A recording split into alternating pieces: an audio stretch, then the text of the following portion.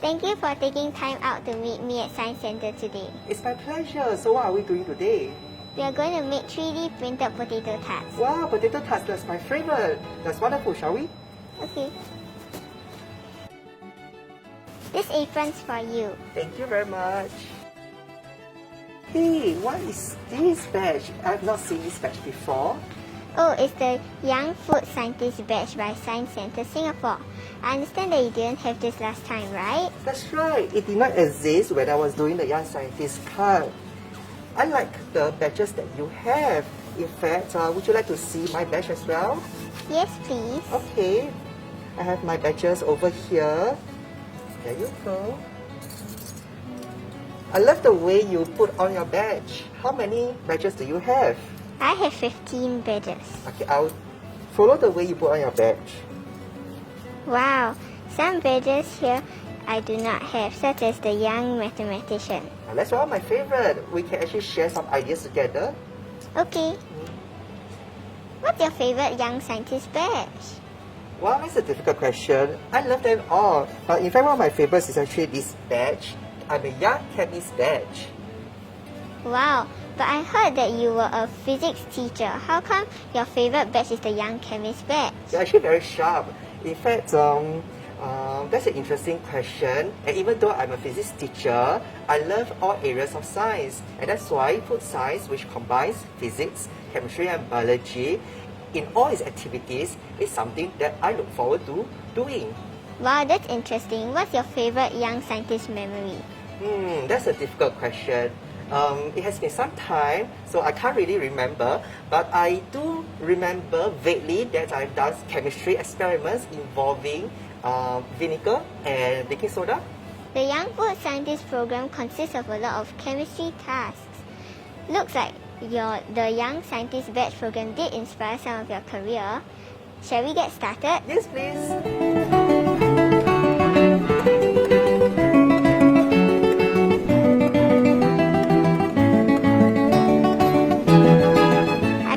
Prepare all the ingredients and equipment that we need. Oh, looks well prepared. Is this all of the tasks for the Young Food Scientist card? Yes, this is for task 16.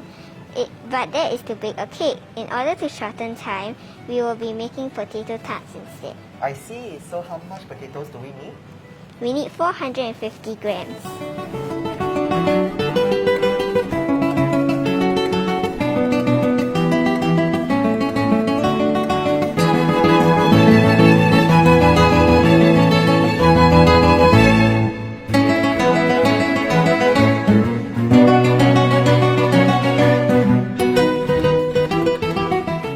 Shavonne, do you still remember what you did for your food scientist badge? Yep, even though I earned this badge in 2020. Right, so can you list some essential nutrients? Some examples are iron, vitamin A, vitamin D, vitamin B12, and calcium.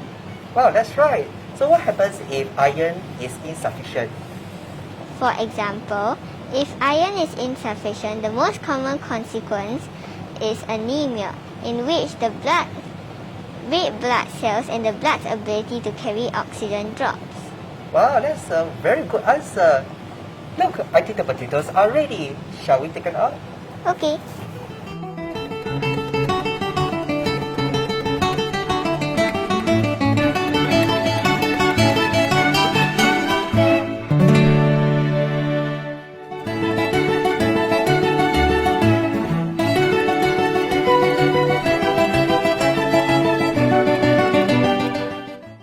Let's add these ingredients. Sure. I'm adding pepper. I see that you're adding salt. Do you know what are the different tastes? The tastes are sweet, salty, sour, bitter, and umami. That's right. Do you know what's umami? It's the savory taste that we like.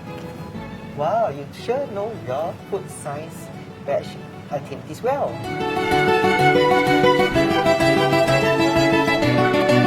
I understand that you have been exploring about 3D food printers and found out that Science Center has some 3D food printers too. Can you tell me more about it? Sure. In fact, this is a relatively new technology and it is currently being used for people with swallowing and chewing difficulties. Are 3D food printers used in hospitals? Oh, most definitely. A lot of these patients are stroke patients or the elderly. When they find swallowing or chewing difficulties, what we do with the 3D food printing is that the very fine food that goes into 3D food printers can help the patients to swallow and chew easily. Furthermore, the 3D food printers allows the food to be printed with different shapes and patterns that can appeal to the palates of the patients. This way, they will enjoy their food much better as they see the different patterns when they consume the food. Wow, so in the future, patients will be able to taste and enjoy all different types of food because 3D food printers can print anything. Yes, that's right. But first, we have to put them into the capsules. Shall we put them in the capsules? Sure.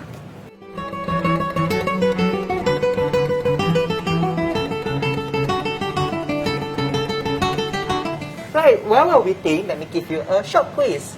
What are the food that contains high amounts of carbohydrates? Rice, bread, and potato. You know your stuff. What about for proteins? Meat, fish, and beans. And for fats? Chocolate, butter, and cheese. Wow, looks like the food science program has actually prepared you well. Oh, looks like the printer is finishing. Shall we have a look?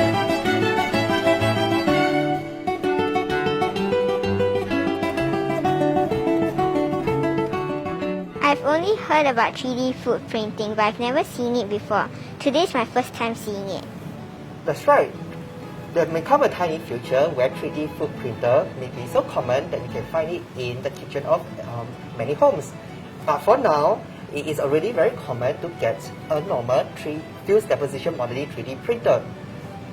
Wow, the food that the 3D printers print are so symmetrical.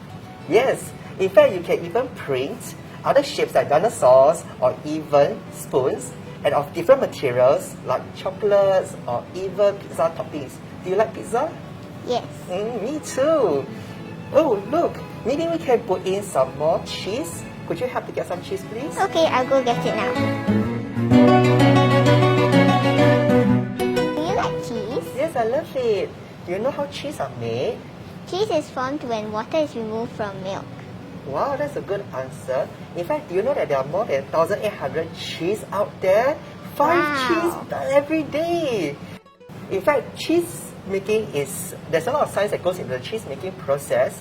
First of all, the proteins in the milk has to coagulate, which means to come together.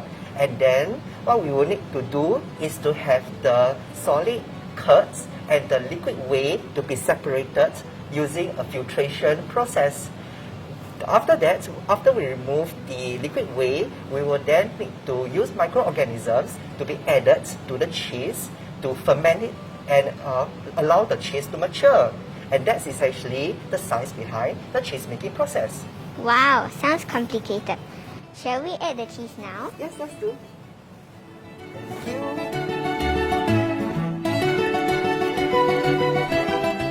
Okay, let's put it in the oven.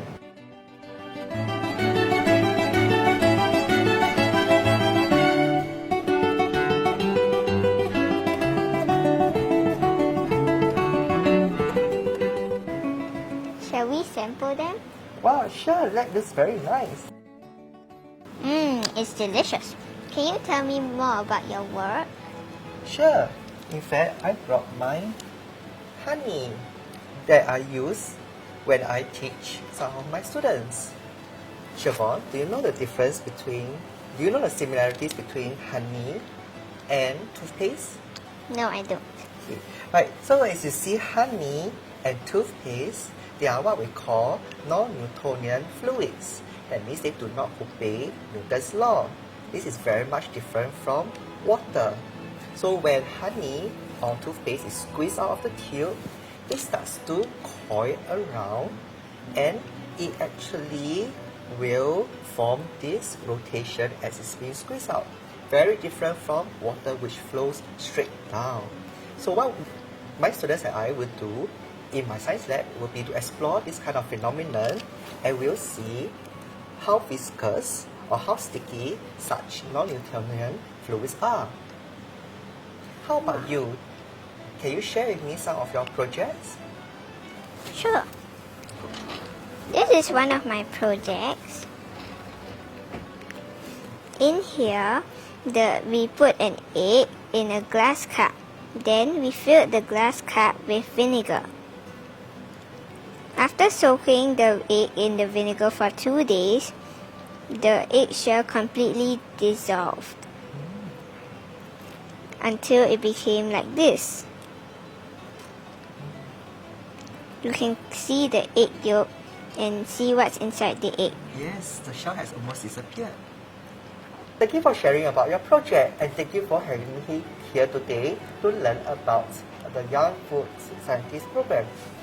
Thank you for sharing your young scientist experience with me. I learned so much from you. Shall we clean up and head out together? Yes, let's go.